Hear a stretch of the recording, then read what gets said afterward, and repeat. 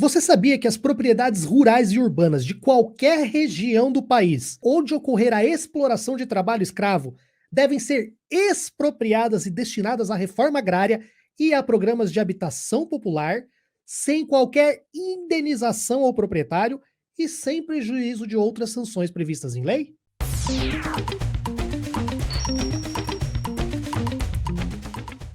Isso que eu acabei de ler para vocês, geralmente eu preparo os textos que tenham a ver com a notícia. Hoje eu só trouxe o texto da nossa Constituição Federal. A gente vai voltar agora a falar sobre esse caso horrível, deprimente, desumano, indigno, cruel, que o capitalismo nos fornece com frequência. A gente já falou sobre isso, estava na sessão de cotidiano, quando a gente trouxe a notícia semana passada.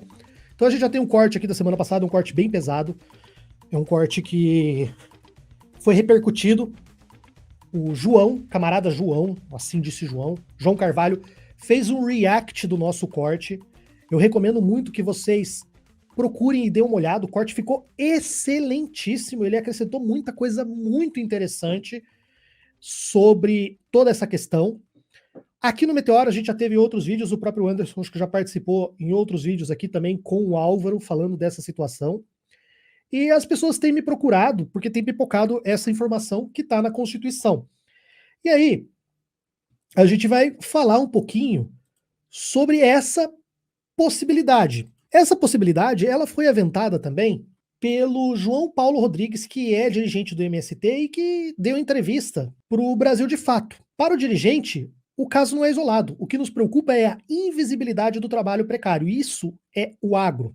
Isso é o agro em sua síntese. É assim que o coordenador nacional do Movimento dos Trabalhadores Rurais Sem Terras, o MST, João Paulo Rodrigues, analisa a operação da Secretaria de Inspeção do Trabalho, do Ministério do Trabalho e Emprego, do Ministério Público do Trabalho, da Polícia Federal e da Polícia Rodoviária Federal, que resgatou trabalhadores em situação análoga à escravidão na colheita de uva de Bento Gonçalves, interior do Rio Grande do Sul, no dia 22 de fevereiro. Se pegar e fiscalizar o agro brasileiro, você vai achar diversas áreas muito parecidas com a que foi encontrada na vinícola agora. O que nos preocupa é a invisibilidade do trabalho precário no campo e em todo o país, com uma média salarial muito baixa e poucos direitos. Destaca o dirigente ao Brasil de Fato, pontuando ainda que é preciso efetivar punições já previstas na legislação. O que manda a Constituição é que nessas áreas que tiveram trabalho escravo deveriam ser destinadas para a reforma agrária, não só uma multa. A lei diz isso. E aí, antes de eu falar sobre essa questão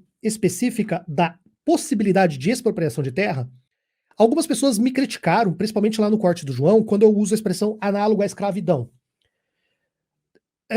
Análogo de analogia. Essa é uma expressão legal. E essa expressão, ela tem uma razão de ser, porque nós estamos lidando com um momento diferente do momento da época da escravidão que nós conhecemos tradicionalmente. Durante a escravidão, esse regime ele era protegido pela lei. As pessoas eram vistas como propriedades e o Estado protegia a propriedade. Então, uma pessoa, ela era dona de outro com o amparo e com o apoio legal.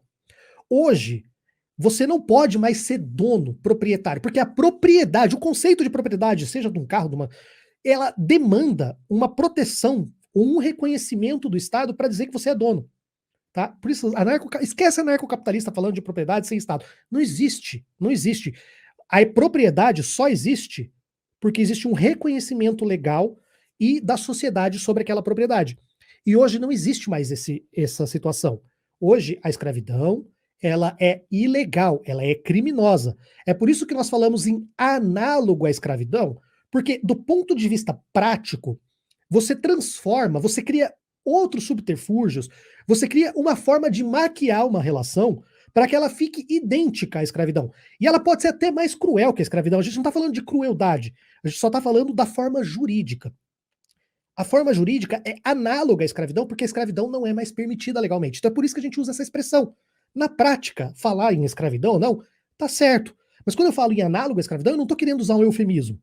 Eu só estou querendo explicar que a situação jurídica é completamente diferente. Então eu queria só fazer esse parênteses para que as pessoas entendam. Não é a mesma situação. As pessoas precisam criar uma relação que emule a escravidão, porque a escravidão não é mais legal. Esse é o primeiro aspecto. O segundo aspecto é possível ter essa expropriação? É possível, é possível. Legalmente há espaço. A maior parte dos juristas talvez vai se dividir entre poder ou não poder legalmente, tá?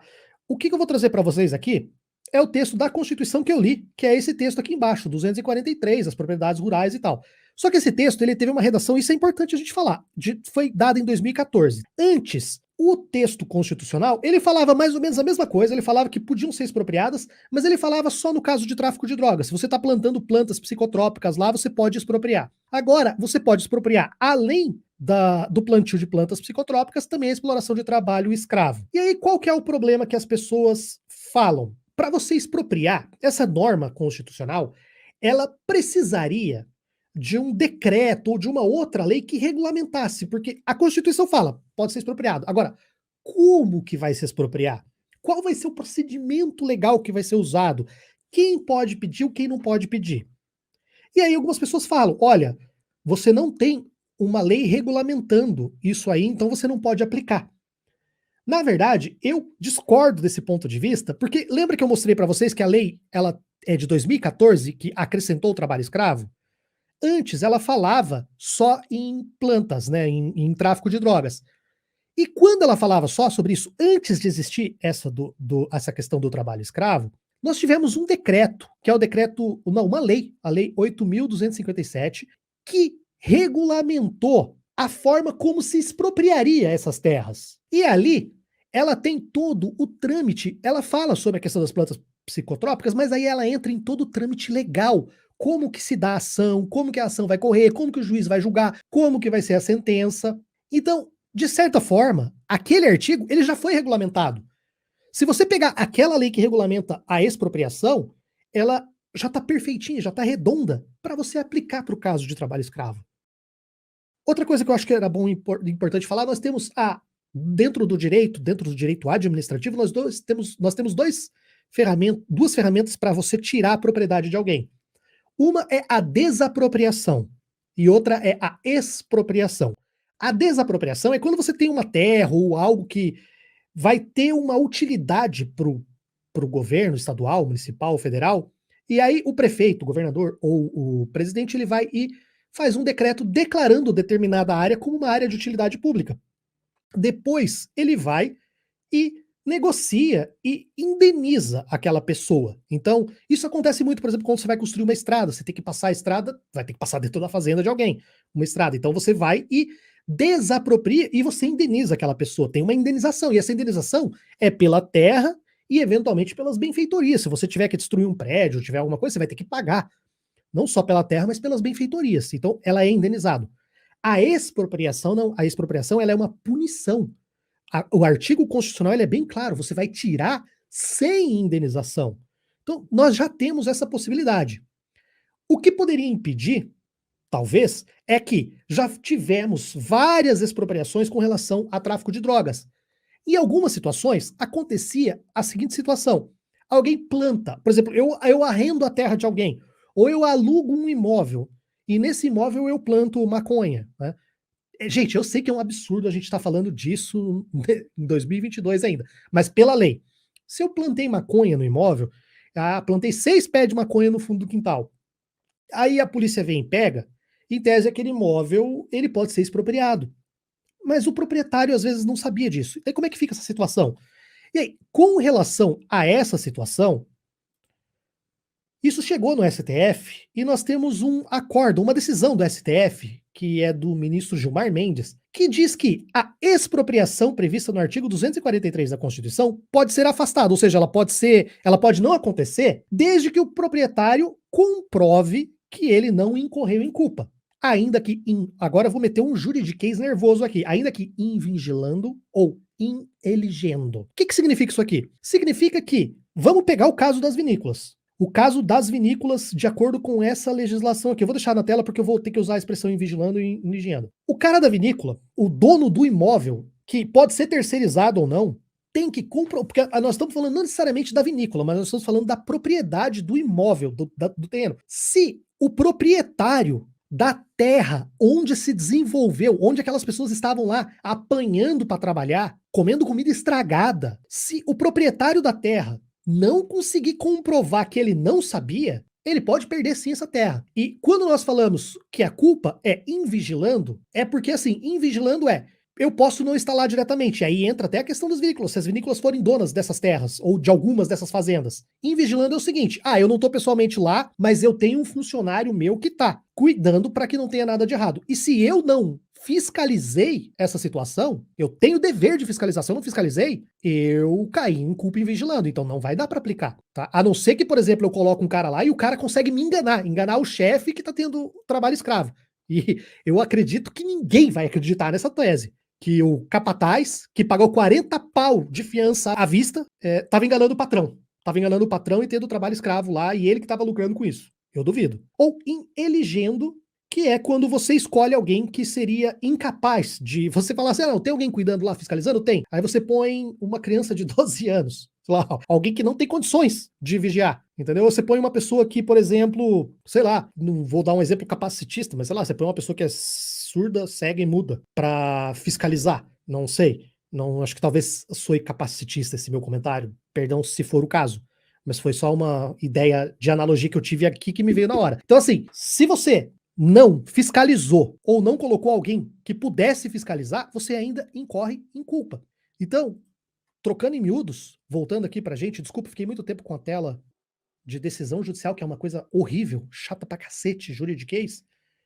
Trocando em miúdos, eu entendo que existe sim a possibilidade dessas terras serem expropriadas. E mais do que isso, serem expropriadas e serem destinadas para a reforma agrária. E isso seria importantíssimo, importantíssimo, que sirva de exemplo e que alerte as pessoas, porque não dói, não vai doer no bolso desses, não vai doer para esses caras se não doer no bolso. E às vezes a multa, com décadas de trabalho explorado, não compensa, compensa, entendeu? O cara vai falar, não, pô, daí a gente vai cuidar melhor, daqui 20 anos vão ter outra fiscalização, vão pegar de novo, até lá a gente junta capital para pagar essa multa, vale a pena explorar, vale a pena escravizar as pessoas. Então você tem que sim aplicar multas que sejam fortes, que sejam pesadas e que sirvam de exemplo para que outros lugares, que a gente sabe que está acontecendo isso no Brasil inteiro, gente, o agro está fazendo isso pelo Brasil inteiro. As outras pessoas precisam temer e precisam respeitar a dignidade e as leis trabalhistas. Precisam respeitar. E, para terminar, acho Bom, acho que é isso que eu tinha para dizer. Tem que aplicar essa multa, tem que expropriar e tem que destinar para quem produz de verdade nesse país, com dignidade e que coloca alimento na mesa do brasileiro, que é o pequeno produtor e que é o Movimento Sem Terra, que tem, né, produtos maravilhosos que não exploram o trabalho escravo. Anderson, eu sei que é difícil, é pesado, foi complicadíssimo na semana passada. Se você quiser compartilhar conosco aí, fica à vontade. Se você quiser simplesmente... Eu acho que juridicamente eu não quero mais tratar do fato em si, que teve um rapaz até que falou, né? Poxa, eu gostei muito do que você falou, você podia fazer um corte para a gente distribuir no WhatsApp. Eu falei, desculpa, isso me traz muita dor e eu não tenho condição de rever o que eu falei, né? Porque é momento de dor. Então, se a gente puder só tratar da questão jurídica, para mim é bem mais saudável pela saúde mental. Não, beleza. Só para você ter uma ideia, eu nem tinha visto as imagens, eu vi junto com o Álvaro aqui no corte que fizemos no meio da semana. Sobre a aula jurídica que você deu, quem sou eu para falar sobre ela? Eu só estou aqui aprendendo. E aí você falou sobre... Teve um trecho que você colocou que fala que, caso seja comprovado, a expropriação vem a partir do momento que é provado a culpabilidade. Então, não vou dizer todas, mas a primeira, a Vinícola Aurora, ela já pediu desculpas. Se sentiu envergonhada e blá, blá, blá, blá, blá, blá.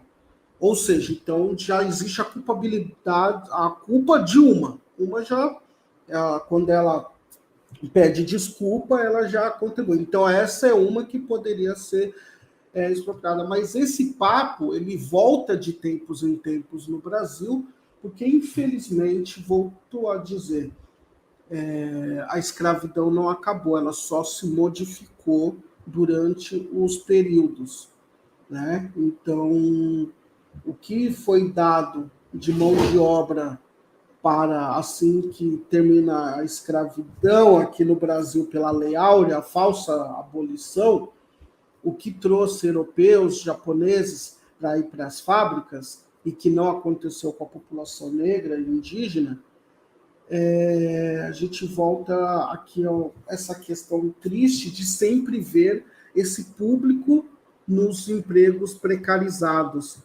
E análogo à escravidão, quando convém essas essas grandes empresas. Então, a primeira que pode ser expropriada é essa. Mas esse é um papo que já foi feito, vamos pôr, é recente, né? Em 2008, Otácio, a Câmara ela analisou um projeto de lei, né? O 828/07, que era do Marcelo Serafim, do PSB, e aí é o seguinte, ele falava de expropriação de glebas, né, uma das medidas de grandes terras, quando teve trabalho análogo à escravidão naquela região, e aí ele acabou falando sobre isso. Mas tinham que ter isso que você colocou, tem que se provar que tem um trabalho escravo, que é um trabalho que não tem salário, tem ameaça, tem violência, tudo que foi mostrado pelas mídias aí do que a gente viu das vinícolas. Em 2020, volta de novo, agora não para trabalho escravo, mas a AGU, ele quer a expropriação de terra de, como você citou aí, de terras envolvidas com plantio de maconha. Como maconha ainda é ilegal, então coube também, nesse caso, falar de expropriação.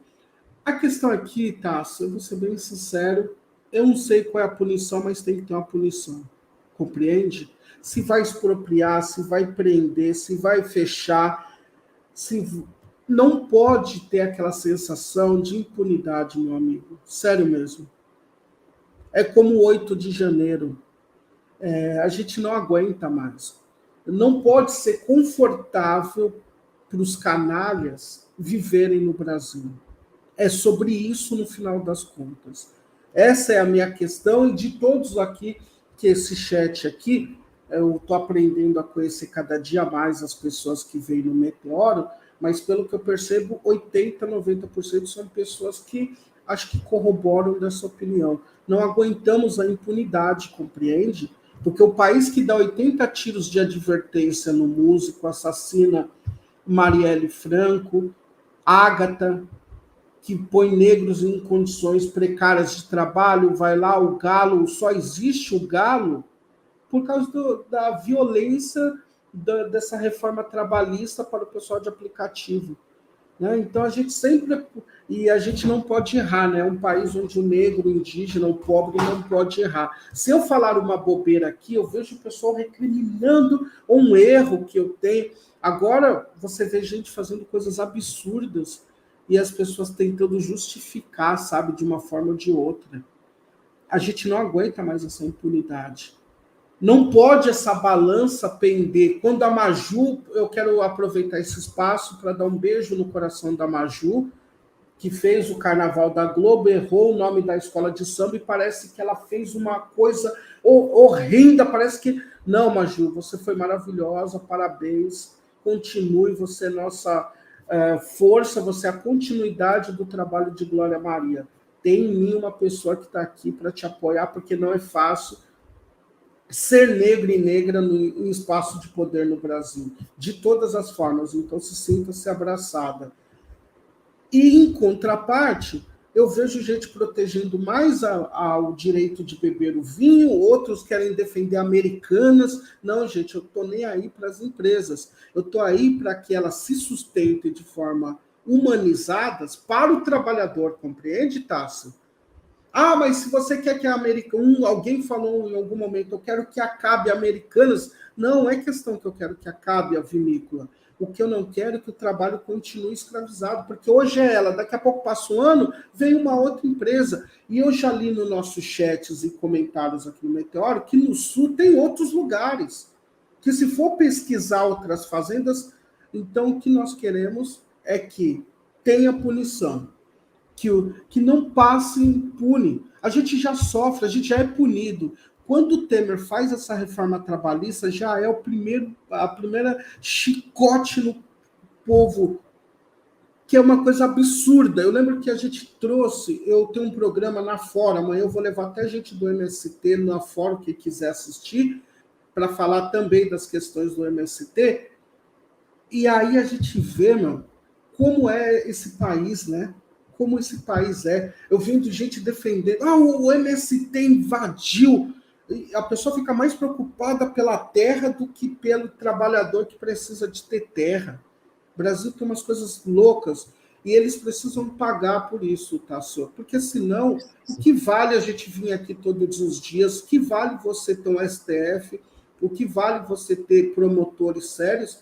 Se quando acontece isso, a gente fica no burburinho, fica raivoso, a gente fica com ódio, mas nada acontece. Eu, sinceramente, eu não falo mais sobre isso, não gostaria mais de falar sobre isso enquanto não houver uma punição, Tássio. Eu sei que a gente tem que informar, mas eu não aguento vir aqui falar, sabe por quê? A gente expõe quem sofre e quem causa o sofrimento está aí daqui a pouco nas Bahamas ou viajando para algum lugar, dando risada da gente. A gente tem que mostrar que fazemos a denúncia, mas a gente precisa, na mesma proporção, ver a justiça acontecer, porque senão nada disso vale a pena. Aí isso vai com o que eu ia falar agora. A nossa construção jurídica, ela é feita em cima, principalmente, da liberdade de contratar e da liberdade de possuir e ser proprietário. Então, uma construção toda deturpada em que valores humanos, dignidade, moradia... A moradia é menos importante do que você ser dono de um imóvel para alugar. Essa é a construção jurídica. Aí o Fernando está perguntando assim, mas qual terras foi presente? Nenhuma das 3 vinícolas tem terras na cidade. A uva é comprada de pequenos produtores. Fernando, o trabalho escravizado foi exercido em algum imóvel, em alguma propriedade foi exercido. O proprietário desse imóvel, se ele não provar que ele não tinha ciência de que isso estava acontecendo na terra dele, ele vai perder. Talvez não seja diretamente. Desculpa, mas você está de brincadeira comigo. Sério mesmo que tem alguém aqui em 2023 que acha que um grande empresário, igual aquele papo do Lehman, eu não sabia dos erros contábeis da Americanas. Sério mesmo que o cara está ganhando dinheiro e não sabe que não tem um trabalho ali. É lógico que ele sabe. É lógico que ele sabe, só tem que comprovar. Tá, mas é que a gente está falando. Não, tudo bem. É que assim, uma coisa é o cara saber, uma coisa é, eu sou, que nem ele falou. Ele sabe, mas a terra não é dele, então não vai ser ele que vai perder a terra, não vai ser o proprietário da vinícola que vai perder a terra, vai ser o pequeno produtor. Mas o pequeno produtor abraçou o trabalho escravizado. Se aconteceu na terra dele e ele isso, eu não quero saber se gente, exatamente, alguém vai ter que pagar. Isso. E isso vai acabar afetando. Exatamente, existe outra luta social. Não é porque o cara tem uma terra de 200 metros quadrados e outro tem 1 hectare do tamanho de um bairro, o crime é crime. Você matar com um porrete e matar jogando da escada, todos são crimes. Você só muda a tipificação do tamanho da barbárie. Porque senão, pelo amor de Deus, porque senão a gente está falando do que aqui? Só porque ele é o pequeno, não, temos que olhar. Não! Os pequenos também podem ser medíocres.